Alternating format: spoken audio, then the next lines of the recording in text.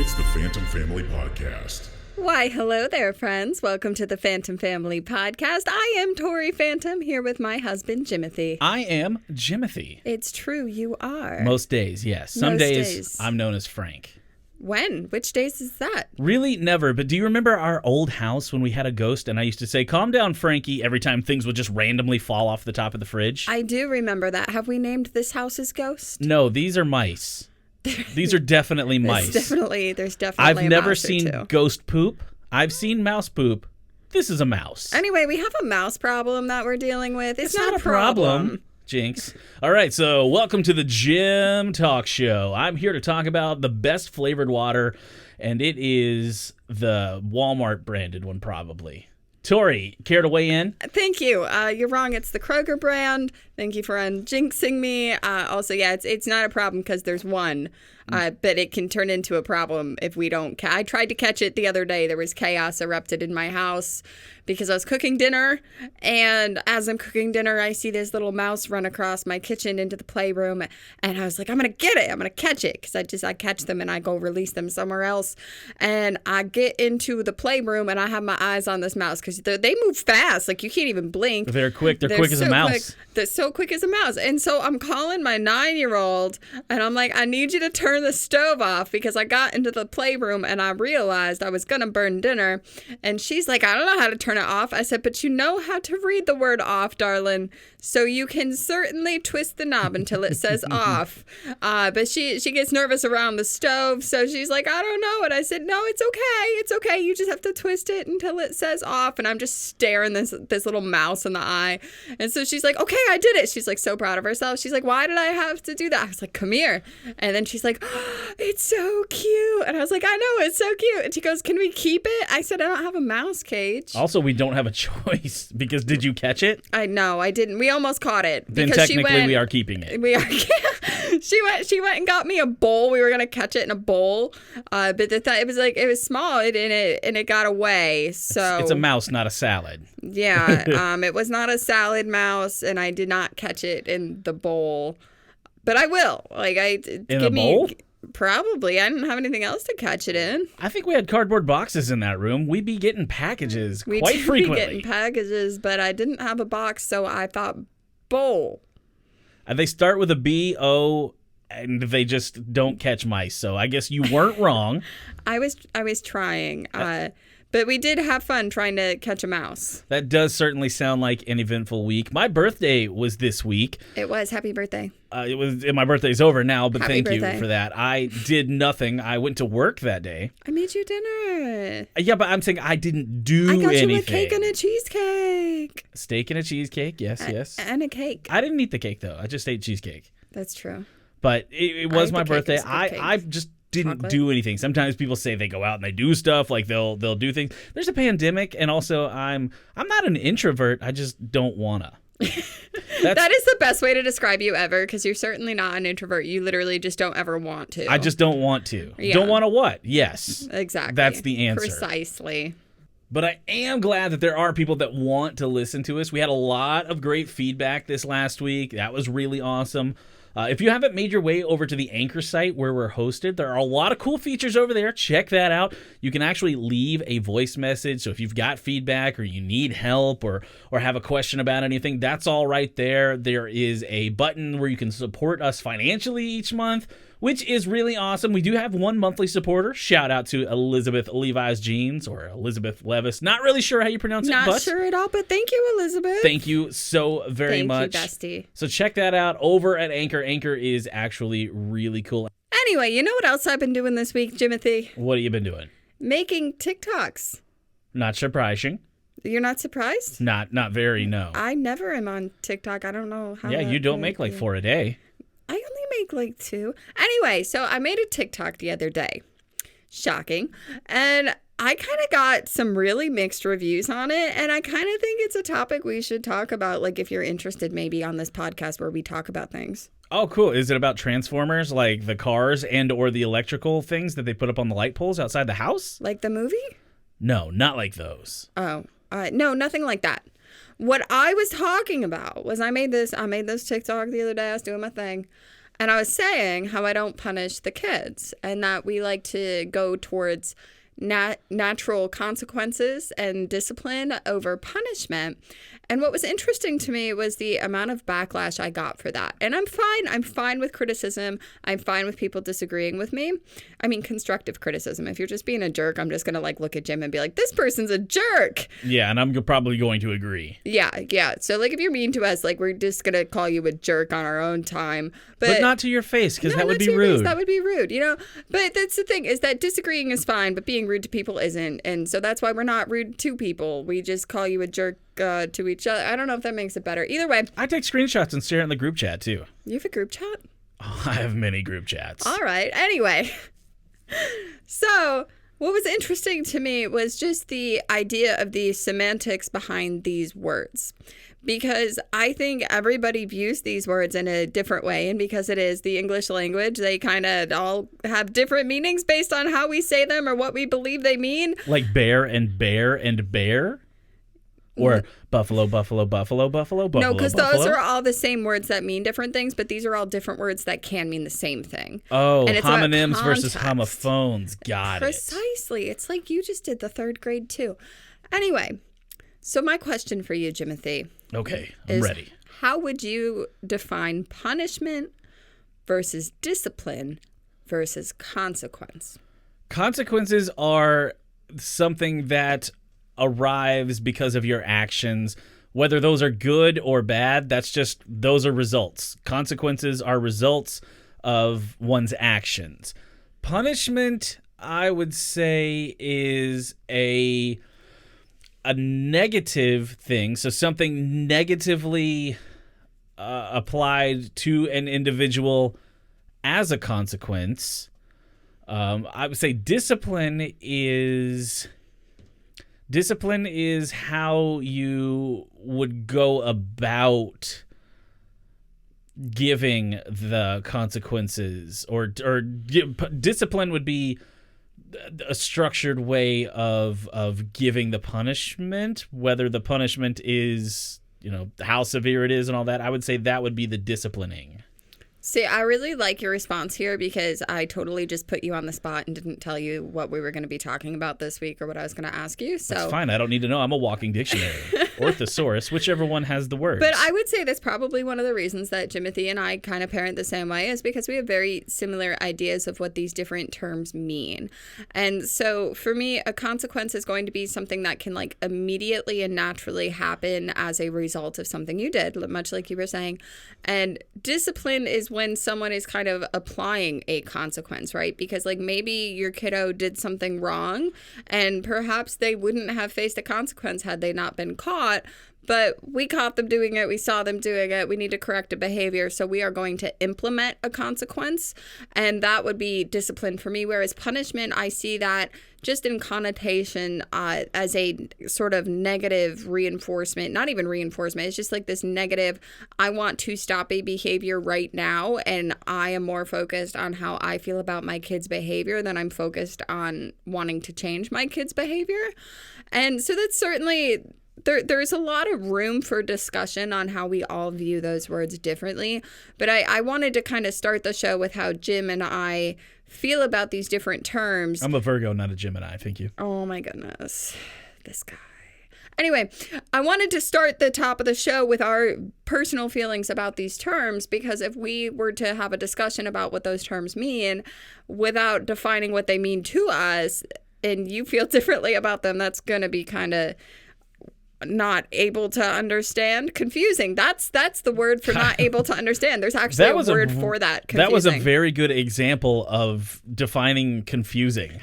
Thank you. I try really hard. Struggle, I think, is the word, not try. Yeah. Okay. I was struggling. That's fine. That's fine.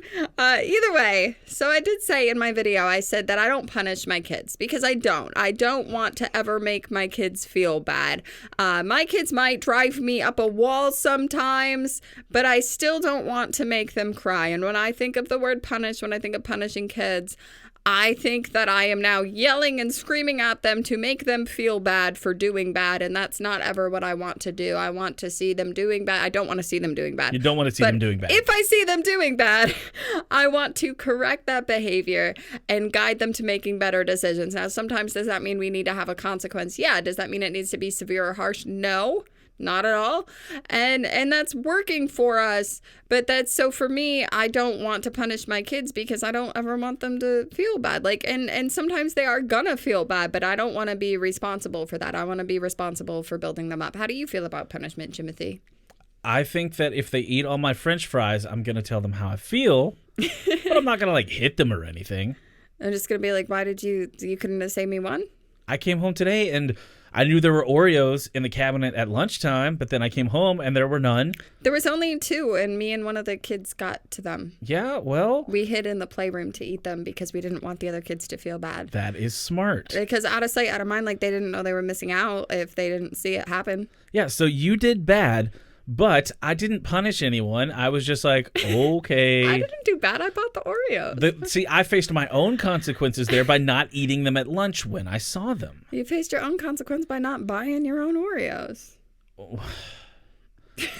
Liz, you can't just say, well, you didn't do this. You can't just do that. I literally just did, Jim. That's a very bad discipline that you are living by right there.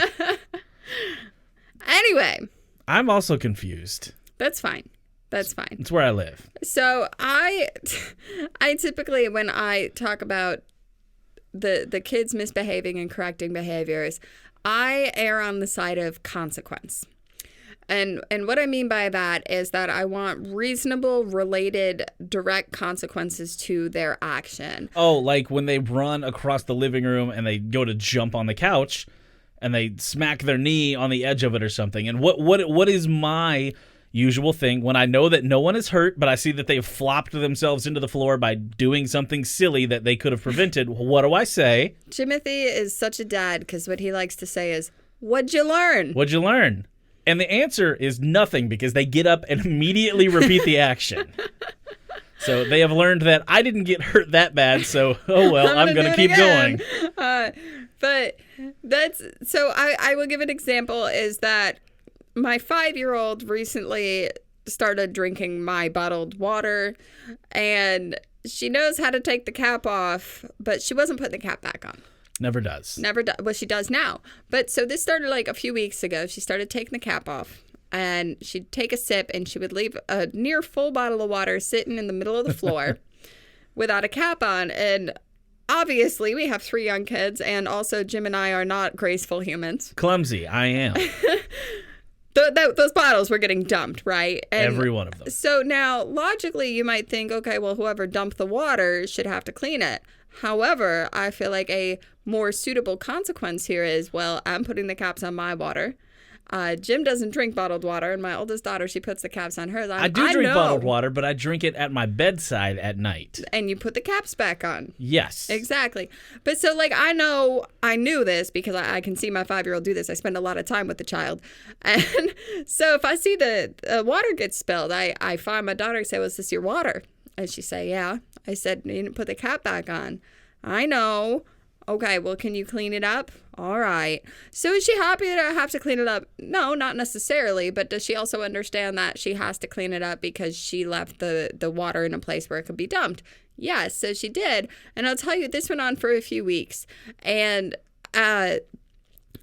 after a couple weeks, we started having less accidents. And now that child doesn't put that cap down because she got sick of having to clean up her own mess. Yep. And I think it's important to note, too, because I did get a comment from someone where that was like, weeks? Because I mentioned this story in that video. They said, weeks of dumping water? Like, why didn't you do... Like, we weren't walking through a flood of water bottle water. Like, it was just like once every few days, you know? So to be clear, it wasn't a constant spill. It was just when it would happen. That's why it took a little bit longer for that consequence to make a big difference. Yeah, it wasn't like we were filling up an indoor pool. Right. So, a spilled water every few days or so, and me saying, okay, well, if you hadn't left this open, it wouldn't be on the floor, so I need you to clean it up. that was this reasonable related consequence. Took her a few minutes. She didn't enjoy doing it, and she corrected her own behavior. And I think in a lot of ways, especially with just small, frustrating behaviors with kids, that can work incredibly well. I am also, I've gotten fairly, what's the word, frustrated with the kids leaving drinks and food everywhere, because we moved into this house and I didn't want this house to get, very dirty, because we have hardwood floors. So I didn't want it to be a lot of sweeping, because, in the old house we had carpet so we could vacuum it pretty easily. This house is all hardwood floors, so I knew it would have to be a lot of... If the liquid falls onto the hardwood floor, it can warp it. So that's something that we're just very much... We are very considerate of floors in this house. It's not real hardwood. It's that laminate, stuff. So it's not great, but it looks pretty. Oh, yeah. But if you do spill a lot of liquid on it, it'll just warp up the edges, and it just looks bad. And I wanted to make sure that wasn't something that was happening in this house.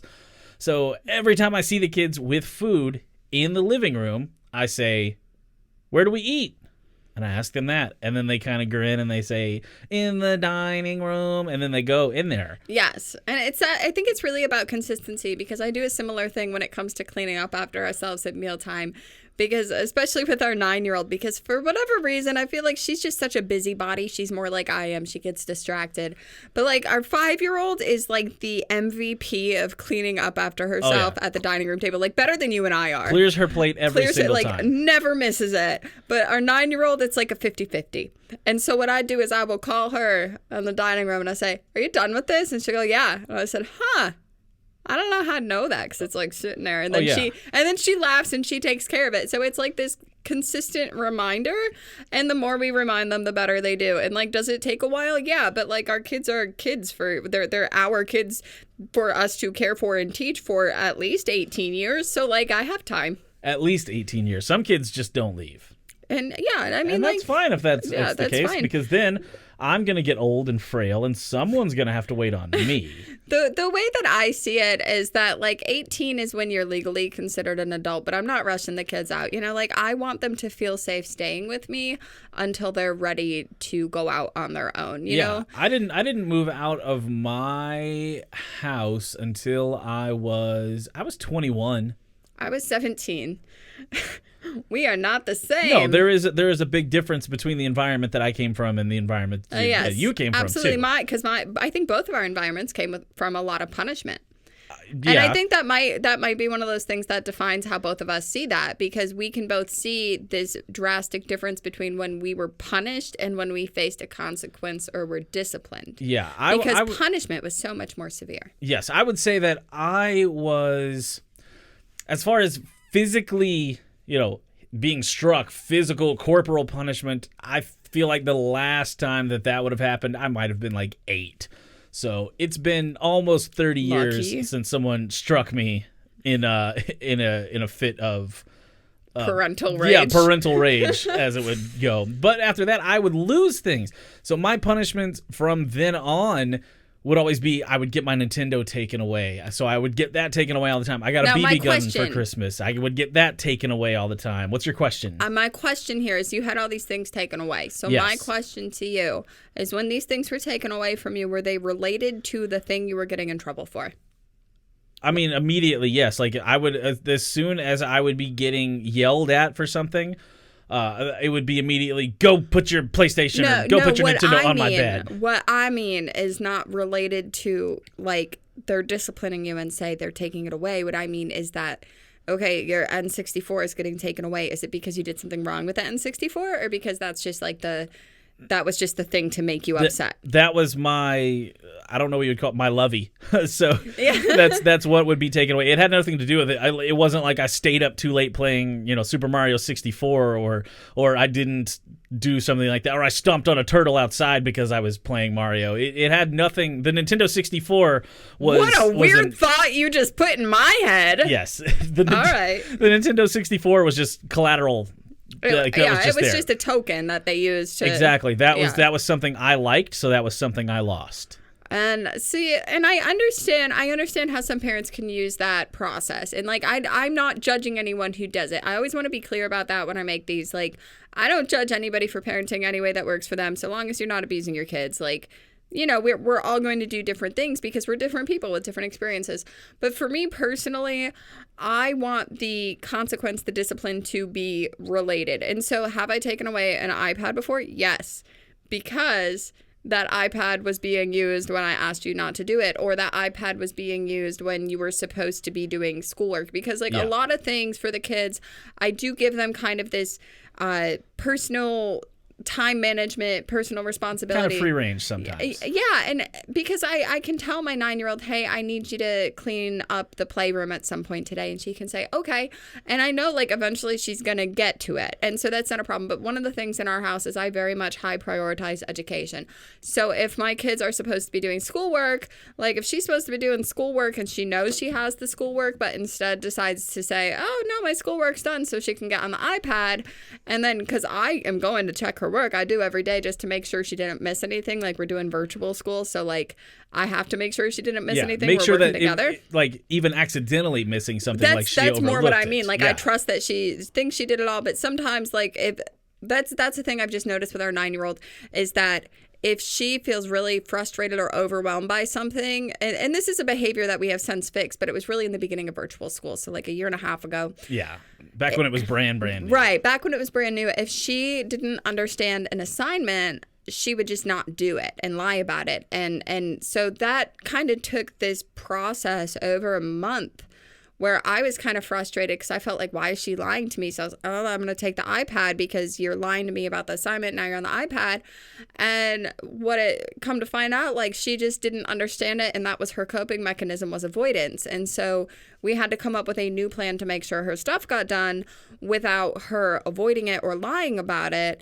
And then, you know, the consequence, that discipline didn't have to happen. Now, I didn't take her iPad often, but like once or twice while because I'm a person and I was overwhelmed and frustrated and I didn't know how to handle it. So I was like, well, I'm going to take the problem away. We're going to take the iPad for a day. But honestly, it took more parenting and more thought process on my end to actually get to that root of that problem. And so I think that's kind of one of those things where it's easy to look at and say like, okay, well, your kid lied about doing their homework and now they're playing video games. So let's take everything away. Let's punish them. Let's discipline, whatever. And that's the easiest thing to do. And like, I see how that's the easiest because that was kind of how my thought process, my parenting process started on that. But then I took that time, that extra time to talk to her and look at this and figure this out with her. And it occurred to me like, she's not lying to lie or be bad or like maliciously hide her homework from me. She just doesn't understand and doesn't know how to ask for help or is afraid to ask for help or whatever. And so once I was able to like see her and her struggle, we were able to solve the problem and I don't ever really have to take her iPad anymore. At least not I for just those talked reasons. for a really long time. Yeah, that's a normal Tori thing. It's pretty standard. But honestly, I really don't ever need to take the iPad because we just do a lot of screen breaks. The only time I'm taking the iPad is if I'm like, dude, I forgot to tell you to get off your iPad. It is a Friday night, and I know I told you could have game night, but now it's midnight. So yeah. So what are you doing up at midnight? You should have been asleep. I'm up at midnight every night. Is it because you're looking at your phone? Yes. Yes, you need your own screen breaks, bro. I take them when I make the kids take them. I'm not a hypocrite. I never take am a screen not break. here, so I can't verify that. That's my clean time. The kids get on the screen break. We're going to play some games. We're going to have a dance party, and I'm going to do the dishes. It's screen break. See, when I do the dishes, which I did do this morning, I like to put on podcasts on the Google Home, and I'll listen to something. I listen to music. That's what I do. I bet you can't guess what I like to listen to. The exact same thing you've been listening to for at least the last 6 years, probably more than that. I mean, I was going to say 3 months, but okay. I'm going to say you probably still pepper in with all the other stuff, too. Yeah, that's true. Anyway. That's the only cycle that you don't break is the things that you listen to. You know, the punishment and all that growing up. It's not that I don't break it. I just keep adding things to it. So I'm still listening to the same things I always like, but I also find new things I like. I don't like know what things. I mean, I just don't like music enough to do that. That's just me. Says I'm the very, musician. very picky. I like writing my own music. How often do you hear me playing other people's songs, though? I think we got way off topic. No, we're still on topic because one of the things that used to get taken away from me in my formative years was my guitar. I would get in trouble. I would get, whatever the case was. I had this really whiny cousin growing up. I was raised by my aunt, and she had a daughter who was 7 years younger than me, and she was the absolute babyest angel of them all. And she was a whiny crybaby about everything. So she would tell on me because I wouldn't let her in my room, and then I would get in trouble and I would get something taken away from me. A lot of times that would be my guitar, that would be my Nintendo 64, my PlayStation 2, all of that stuff. But she cried and whined so much that eventually just nobody believed her, to the point where she was the girl that cried wolf, and she actually fell off of her bike in the driveway and broke her arm. She fell flat on the side, broke her, whatever the top part of your bone underneath your bicep is, whatever that bone is, radius, ulna, what is the bone? Help me out here. I think it's a radius. Or are those the radius and ulna? No, those are the two forearm bones. Isn't that what you're talking about? No, the underneath your bicep. The bone. Oh, the bigger bone. Yeah, the big bone up there. I don't know. She broke that straight in the middle because she fell off her bike, and she just always whined and cried so much that nobody took her seriously. So she had a broken arm for about 2 days before getting taken to the hospital because no one believed her because she just whined all the time. And that is just like bizarre to me too, because I think it's like interesting to hear about like every kind of family's dysfunction. Because like in my head, like with my head, the way I consider kids, I'm like, well, why was she so whiny? Like, what was going on? What did she need? Like attention, mostly. Probably. But can we just talk about Can we talk about the need for attention? And when people say that little kids, like they're just attention seeking, whatever, like they need attention. That is a need. They are attention seeking. Like if they need attention, they're gonna let you know that. And if you give them the attention, the behavior is probably gonna get better. And like attention seeking, to a point is normal behavior. It's when it's excessive, when it's out of control, that we're like, well, what is going on? There's probably a deeper problem. But that's, for me, I had everything taken away. Like punishments for me, they were physical, they were verbal, emotional. It was anything you could think of. Oh, I got yelled at a lot. I just stopped getting hit after I was 8. I didn't stop getting hit till I moved out. And I mean, honestly, sometimes I'm like, I think my mom would still hit me if she'd get away with it. But guaranteed. Anyway, so for me, the way that I grew up, it was so extreme and aggressive and constant, like toxic chaos. Things were always taken away, but it wasn't even just taking things away. It was like these mind games because my parents thought it was funny. So they would like take your CD player, but leave all your CDs, take the Xbox, but leave all the cables, the controller, and games. So they would leave the things to make sure you're thinking about how you don't get to have it. And so it was constant punishment. And the other part of the punishments from my parents was not only were we going to be punished, but there was no end in sight. There was no timeline on that punishment. It was just, well, this is indefinite. It's until I feel like saying it's better. And oftentimes, I mean, because I think, especially now as parents, we understand why they would forget about it because, like, you're busy parents. But they would punish you and just forget they did it, not know why, and then never unpunish you. Like, what? Yeah, I got that too. Like, my PlayStation would be taken away, and it would be gone for, like, a week. And then I would eventually ask, when can I get this back? Yeah. And so that's, for me, I want it to be relatable. And as I was saying, like, with the school thing, like I feel like I handled that well because as I was trying to figure out what's going on with her, like, yeah, we're going to take a step back from the iPad to figure out what's going on with school. And so it's got to be relatable, like with the water. Okay, you're leaving the water open, they're getting dumped, you're going to clean up the water. And reasonable, which to me means that there is a distinct timeline on how this discipline, this consequence is going to work. So the consequence is what this action is because of what your action was. And the discipline is me saying, well, this is what we have to do. And they're not going to be ridiculous timelines. Like taking things away from a kid for a month, like you're literally like, why? What are you accomplishing? Because they're not learning anything. They're just mad now. Yeah, it's just I'm bitter and resentful now. Right. And I think that's the line we have to walk when we're talking about discipline and consequences with our kid is, are we trying to teach them a lesson or are we trying to hurt their feelings? Exactly. Because we can easily, because we do have a lot of power as parents. We have so much power, but like I think your parents and my parents together, like they abused that power because parenting was different then. And although yours weren't like abusive, there was still an abuse of power in a lot of ways. And that's with my parents, I see this abuse of power. And so like we are the authority in our kids' lives and we are in control. However, like, I want to give up a little of that control. I want to share that control with them because I want to teach them. I want them to learn how to be independent. I want them to learn how to do the right thing. I want them to learn to want to do the right thing and what the right thing is and why it's the right thing and why we need to make good choices and why some choices aren't the right choices. So there's so many levels here, and there's like this they have to learn to regulate emotions. There's so much that's happening in their childhood, just in learning and becoming people and learning how to be people. It's like, I don't want to take all that control away. I don't want to abuse that power. I want to say, let's be reasonable. Like, let's be reasonable here. I fully and wholeheartedly believe that kids are capable of, like, thought and understanding. And if we doubt that in them, they're not going to try as hard. And they're going to be resentful or upset. And I don't want my kids to be upset. I want them to learn. Exactly. And, here's one thing. Tell me if your parents ever did this. I feel like they wouldn't have. I feel like your parents, you have something happen, and in the moment, you're immediately punished. You're immediately struck, whatever.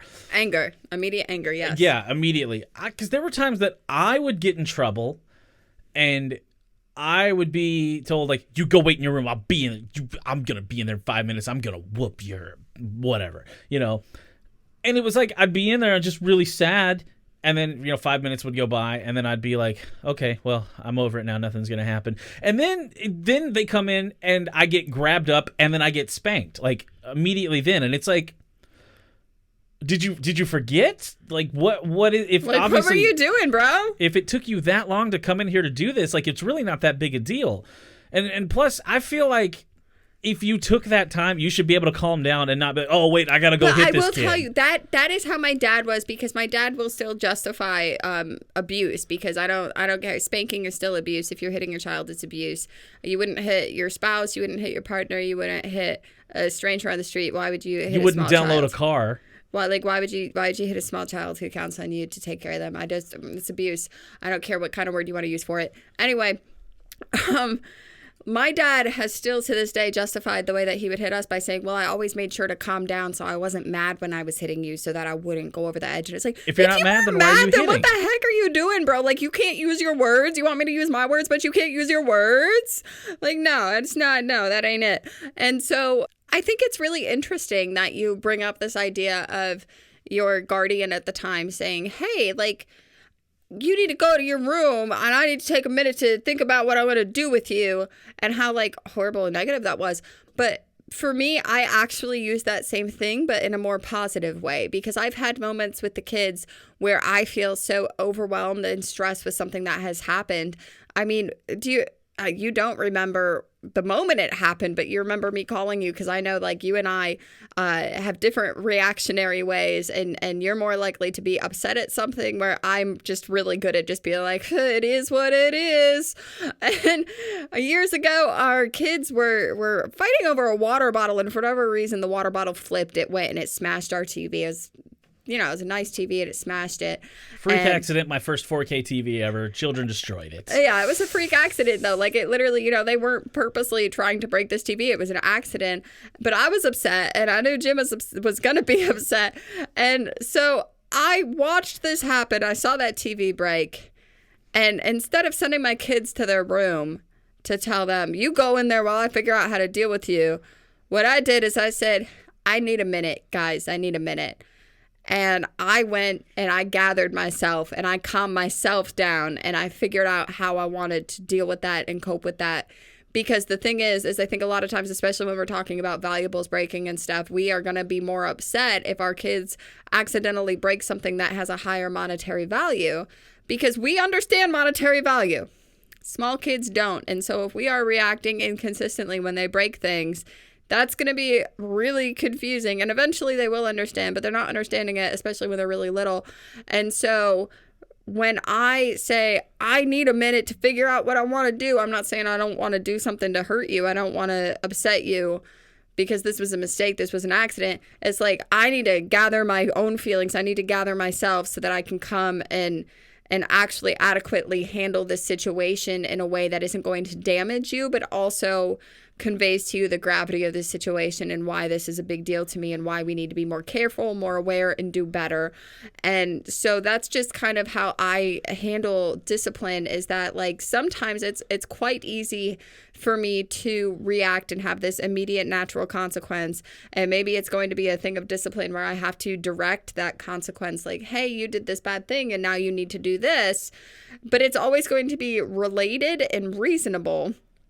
And if I find myself too incredibly upset, I am going to go and take a few minutes, calm myself down, because I firmly believe, like, as a parent, if I just like lose my mind and start screaming at my kids, that I've just thrown the kind of temper tantrum I don't want to see them do when they're upset. Exactly. and that's the thing. Like, I think that's a thing every adult needs to level with and see in themselves, is that we all throw temper tantrums. It does not matter what age you are. We are all throwing temper tantrums sometimes. That is the human experience. Our feelings get bigger than our brains can handle sometimes. And it's okay. But we have to be patient with ourselves when we throw temper tantrums, and we need to hold ourselves accountable and apologize just the same way we expect our kids to. We don't want them to do it, so we can't do it. And they're going to do it, and we're going to do it. And it's just about accepting that and understanding each other. Like, I mean, that's how I see it in our home. But that's for me. I don't want to make my kids feel bad for doing bad. I want to empower them to do better. So that's what I'm trying to do. You know, I don't want to punish my kids. That's what you're up here on the soapbox for. I'm on my soapbox saying I'm not going to punish my kids because I love them too much to do so. I just want them to learn. Did they actually used to put soap in boxes? Is that how they sold them? Was that like the old style milk crate challenge? Oh my goodness. What is that? Should we do the milk crate challenge? If you want me to die, you've kept me safe from COVID this long, and you want me to die on a milk crate? I feel like I could climb some milk crates. I don't. You're clumsy as heck. I am clumsy as heck. You are clumsy as heck. You will pinch a finger. You will lose a toe. You will go down like a sack of flour. Or a sack of potatoes. I like potatoes and flour. We should make some gnocchi. What? Flour and potatoes. Gnocchi. Yeah, I know what gnocchi is. And I know how to make it, and they make it like really cool. And you roll it with the little fork, and you go, "Schwang." What is the sound that gnocchi makes? Oh, it's authentic if it goes "Schwang" like that with the fork and the roll and the yolk. Legit. It is legit. You know what else is legit? What is legit, Jimothy? Us. We're so legit. Well, so legit that you can probably find us places that aren't just in your earballs. That's true. You can look at some of the couple of posts we've made on Twitter at Phantom Family. That's it. Twitter.com/Phantom Family, at Phantom Family on there. We are on Anchor, like I've said. You can go to Anchor, do some really cool stuff there, links to everything. And as we said, as we didn't say, we're not going to make we're making a Patreon. We're not going to tell you about the Patreon that is forthcoming. We're not going to tell you about the Patreon. And otherwise, I mean, you can find me. I'm Tori Phantom on TikTok, Tori.Phantom Instagram, Tori Phantom Twitter, Tori Phantom Face. Like, I have a link tree. If you just go to one of those places, you click the link tree, you're going to find it all. Jimothy is a lot of places. He's Jim Beard on TikTok. And we want to hang out with you. We want to talk with you. We want to connect with you. And we want to hear from you. Actually, we definitely want to physically actually hear from you. If you go on the Anchor site, you can leave us a voice message on there. We get really excited about those. So yes, we've gotten a couple on there so far. If you want to ask for advice, you want to give topics, something like that, you can actually drop that right in there. If it's something usable, we can even play it in the show because Anchor has really cool tools like that. Heck yes. Heck yes. I think it's time to put this thing to bed. Yeah, Jim. I absolutely believe we should put this thing to bed. I've got some water. I know you want cookies. I know you do. I already read you a story. I want cookies too, but I will read you one more story. All right. How about instead of some juice, do you want some water? We should have water. Because you just brush your teeth. The juice isn't going to taste good. Water is healthy. Come on, buddy. We can hug. All right, I love you. All right. I love you. Okay. I love you so much. All right. I love you. I love you.